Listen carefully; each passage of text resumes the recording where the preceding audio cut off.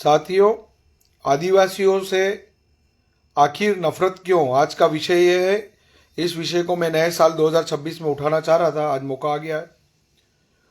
आदिवासी भाई जब किसी की दुकान पर जाते हैं और वो सामान लेते हैं तो व्यापारी खुश हो जाता है कि मेरे वहाँ पे ग्राहक आ गए, और वो कहते हैं कि भगवान आ गया हमारे तो आदिवासी भाई ग्राहक के रूप में पसंद किए जा रहे हैं।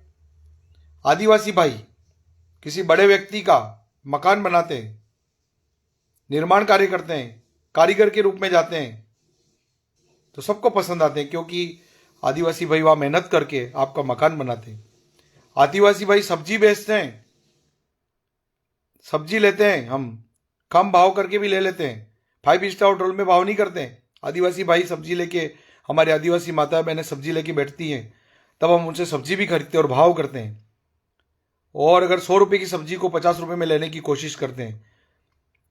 आज खेत में किसान के रूप में मदद करके और हमारे को जो अन्न खिला रहे हैं वो आदिवासी भाई है, तब तो हम आदिवासियों को पसंद करते हैं।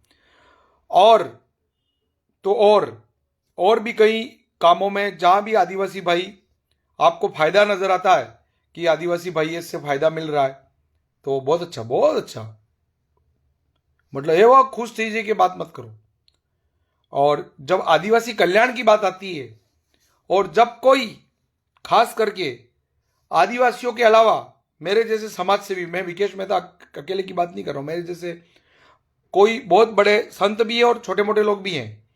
हम छोटे मोटे लोगों में बहुत बड़े संत मामा बालेश्वर दयाल जी जो ब्राह्मण थे, उन्होंने आदिवासियों के हित की बात करी। चाहे कोई भी हो, अन्य समाज के लोग जब आदिवासियों के हित की बात करते हैं तो मुझे और दूसरे जो लोग पहले के रहे उनका अनुभव रहा है कि उनको अलग दृष्टि से देखा जाता है। अरे यार, ये तो आदिवासी कल्याण की बात कर रहे हैं। अगर आपको आदिवासी ग्राहक आता है तो अच्छा लगता है।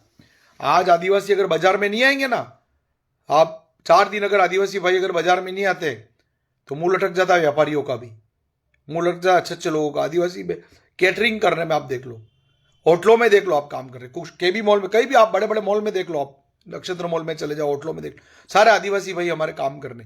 जब आदिवासियों को ड्राइवर बनाओ, जब आदिवासी भाइयों को रसोईया बनाओ, जब आदिवासी भाइयों को मजदूर बनाओ, जब आदिवासी भाइयों को किसान बनाओ, जब आदिवासी भाइयों को आप खेती के लिए बागे खेतरे दो, तब भी आप वो गन्ने का रस पीना उनके हाथ से तो अच्छा लगेगा। लेकिन जब उनके कल्याण की बात आती है ना, तब मुंह टेढ़े हो जाते हैं। ये मेरे मन में दर्द है। आज आदिवासियों को अन्य समाज से अलग करने वाले लोग और कुचेष्टा करने वाले लोग, जमींदारी के टाइप के जो लोग थे, जो पहले जमाने में नहीं बता जाते थे, खतरनाक वाले भ्रष्ट जो लूटते थे, वो लोग आज भी जिंदा है समाज में, और वो कतई नहीं चाहते कि आदिवासियों का कल्याण हो। मैं आदिवासियों के कल्याण की बात बचपन से करता हूं। 13 सालों से तो आदिवासियों के नकली पांव लगाना, ट्राइसिकल, व्हील चेयर वो करते हैं। इसके पहले भी मैं आदिवासी हॉस्टल में, बांसवाड़ा कॉलेज का चुनाव लड़ा, तब आदिवासी हॉस्टल से चुनाव जीता। मैं आपको कहना चाहूंगा, आज हमको जरूरत है आदिवासी कल्याण की बात करने की। आज हमको जरूरत है सरकार की जो स्कीम है वो आदिवासियों तक पहुंचाने की। अब उसमें मैं आदिवासी में जय जोहर बोल रहा हूं तो मुझे बिलड़ा कहा गया, कोई बात नहीं, बोल लो, मुझे बिलड़ा बोल दो।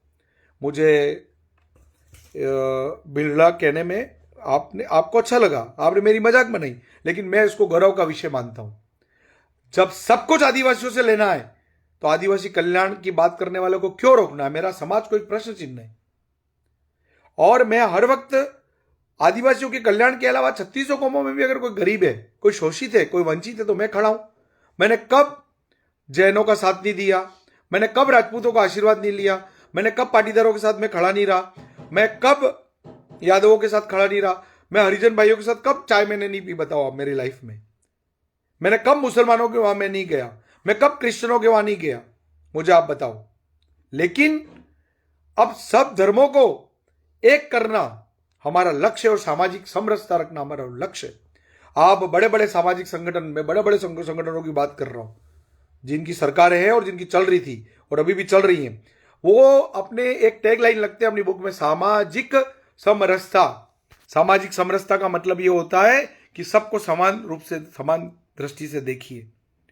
आज मैं निवेदन करना चाहूंगा कि आपको आदिवासियों से काम तो कराना है, आदिवासियों से कमाई तो करनी है, लेकिन उनके हित की बात करो, उनके ऊपर जो भ्रष्टाचार हो रहा है उनको रोकने की बात करो, उनके लिए जो योजनाएं बनाई जा रही है ट्राइबल बेल्ट में, क्योंकि हम ट्राइबल बेल्ट में रहते हैं, हम बात करें टीएसपी एरिया की, तो क्यों तकलीफ हो रही किसी को भी? आप भी करो अच्छी बात। और सुनना, आप हॉस्पिटलों में जाओ, कहीं भी जाओ आप, सरकारी हॉस्पिटलों में सबसे ज्यादा हमारे आदिवासी भाई, क्योंकि उनके पास पैसा नहीं है। आज कई जगह शिक्षा अब धीरे धीरे आई है हमारे बीच में, तो हम उन सुविधाओं को मांग कर रहे हैं, उसमें किसी को क्या तकलीफ होनी चाहिए? और जय जोहार शब्द बोलेंगे, जय आदिवासी बोलेंगे, जय जिनेंद्र बोलेंगे, जय श्री राम बोलेंगे, जय जोहार सलाम बोलेंगे, सलाम वालेकुम बोलेंगे। अगर क्रिश्चियनों का जय यीशु भी बोलेगा कोई भी धर्म का कोई भी बात करो, इसमें कोई बुराई नहीं, लेकिन कान खोल के सुन लेना। अगर आदिवासी भाइयों को अगर आपने गालियां दी, अगर आदिवासी भाइयों को कुछ कहा, तो ये बड़ा नागवार गुजरेगा सब पे, और हमारे मन में चोट होगी। हम इतने कठोर नहीं हो सकते कि किसी जाति को आप नीचा दिखाएंगे।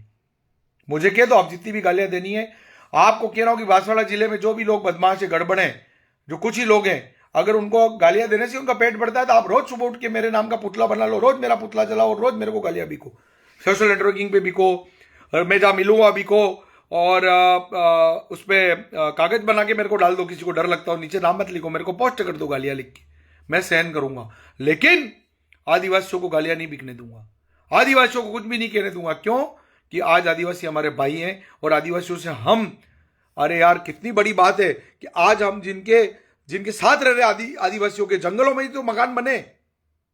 आज लोग कहते हैं कि पैंथर हमारे बीच में आ गया, हमारे को नुकसान पहुंच रहा है। अरे पैंथर और जंगल हमारे बीच में नहीं आए, वो तो पहले से थे, हम उनके बीच में गए। अगर मेरी बात को अगर बुरी लग रही हो तो माफ करना, और अच्छी लग रही हो तो आप इसमें लिखना कि मैं क्या बोल रहा हूं।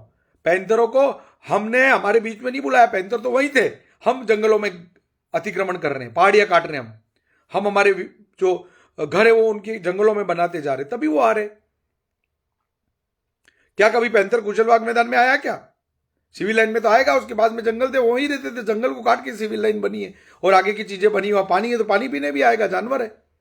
इसी प्रकार से जंगलों का जो दोहन हुआ है, और आज मैं बता रहा हूं कि अगर जंगल और जमीन और प्रकृति का पूजक कोई है तो आदिवासी समाज। हमारे पास टाइम कहां है? और आज जो लोग कह रहे हैं ना कि विकेश भाई तो जो है वो आदिवासियों के साथ नाचते हैं, जय जोहार कहते हैं, अरे मैं जय जोहार बोल रहा हूं, मैं जय जिनेंद्र भी बोल रहा हूं, मैं जय श्री राम भी बोल रहा हूं, आपको तकलीफ क्या है? जय जोहार शब्द से आपको क्या तकलीफ है? इसलिए मैं फिर कहना चाहूंगा कि अगर जिनको भी आदिवासियों से तकलीफ है, आप एक काम करो, अपने वहां बोर्ड लगा लो कि आदिवासी भाइयों हमारे वहां पे मत आना, मैं देखता हूं आपकी दुकानें कैसे चल जाने वाली। आप कर लो कि हम आदिवासी भाई के साथ में काम नहीं करेंगे। इस प्रकार की जातियों में बांटने की बात मत करो, आदिवासी हमारे भाई और रहेंगे। और हम आज फिर मैं कह रहा हूं कि आदिवासी समाज में हम आदिकाल से रह रहे इस इलाके में, हमारे बाप दादाओं ने और सबने जन्म लिया है, तो हम सब आदिकाल से रह रहे, तो हम सब आदिवासी है। अब टीएसपी का सर्टिफिकेट बनाना हो, जब आपको नौकरी लेनी हो तब तो आप टीएसपी का सर्टिफिकेट बनवाते हैं और नौकरी प्राप्त कर रहे हैं, क्यों टीएसपी लिखवाते हो अपने आप को? कल को कोई सरकार योजना लाएगी कि आदिवासी क्षेत्र में जो भी रहेंगे इनको ये सामान मिलेगा, मान लो, तो क्या आप वो सर्टिफिकेट नहीं बनवाओगे? बनवाओगे, क्योंकि आप इधर पैदा हुए हो, और यहां जो पैदा हुआ उसी का सर्टिफिकेट बनेगा। बाहर से आने वाला का मूल निवास प्रमाण पत्र नहीं होगा, उसकी जाति प्रमाण पत्र या जो भी कुछ इसकी गवर्नमेंट जो भी रखती है सरकारी योजनाओं का फायदा, वो दूसरे को नहीं मिलेगा, मर जाओगे तो नहीं मिलेगा, इस क्षेत्र में जो रहा है उसी को मिलेगा। तो जब फायदे तो सब लेने हैं, तो फिर आदिवासियों की नफरत क्यों करनी है? फिर आदिवासियों के बारे में ऐसी बात क्यों बोलनी? हमारे आदिवासी बहुत भोले भाले, बहुत शांत है, उनकी अग्नि परीक्षा मत लो। जब उन्होंने अंग्रेजों से लड़ाई लड़के ये देश आजाद करवाया, मानगढ़ में कितना बड़ा जो हुआ था कांड, आपको पता है कि हमारे कितने आदिवासी शहीद हो गए। तो आज के लोगों से नहीं लड़ सकते क्या? ये भ्रष्टाचारियों से, ये समाज को विखंडित करने वाली ताकतों से आराम से लड़ सकते हैं। इसलिए मैं आपसे रिक्वेस्ट करूंगा, मेरी उम्र भी पड़ी हुई है, आपकी भी उम्र पड़ी हुई है, अभी जो काम है वो पूरा सकारात्मक करो, आदिवासी भाइयों के कल्याण की बात करो, आदिवासी क्षेत्र के विकास की बात करो, 3600 कौमों को आदिवासियों के साथ रख के और फिर एक नया बांसवाड़ा बनाने की बात करो। हमारी किसी से कोई व्यक्तिगत लड़ाई नहीं, ना तो किसी सरकार से, न कोई पिछली सरकार से थी, न आपकी सरकार से, न आने वाली सरकार से होगी। हमारी लड़ाई सिर्फ भ्रष्टाचार से है, हमारी लड़ाई आदिवासियों को जो मिलने वाले हकों से उनको वंचित किया जा रहा है उससे, हमारी उस भ्रष्ट सिस्टम से लड़ाई है जहां की सड़कों में भ्रष्टाचार होता है, जहां यूरिया को 266 रुपए की यूरिया को ₹900 और ₹800 और ₹700 में धक्के खिला के दिया जाता है। हमारी लड़ाई वहाँ है जहाँ महिलाओं से डिलीवरियों में पैसे लिए जाते हैं। हमारी लड़ाई वहाँ है जहाँ पटवारी और गिरदावर भ्रष्ट जो होते हैं वो हमारा म्यूटेशन खोलने के लिए हमारे से रिश्वत मांगते हैं। और हमारी लड़ाई उन सरकारी दफ्तरों से है जो दूध को सफेद करने का भी पैसा मांगते हैं। और हमारी लड़ाई उस लोगों से जो आदिवासी भाइयों को लूटने का काम करते हैं। तो साथियों, मेरी बातें अगर अच्छी लगे तो मेरी पोस्ट को शेयर करना, और मेरी बातें अगर खराब लगे तो मुझे गालियां नियमित रूप से देते रहना। आपकी गालियों का तहे दिल से विकेश मेहता स्वागत करता है। धन्यवाद। जय जोहार, जय हिंद, जय श्री राम, जय जिनेंद्र, जय सनातन धर्म की जय हो। और फिर कहना चाहूंगा कि आखिर समाज में हम पूछते हैं कि आखिर क्यों आदिवासियों से इतनी नफरत है आपको। धन्यवाद।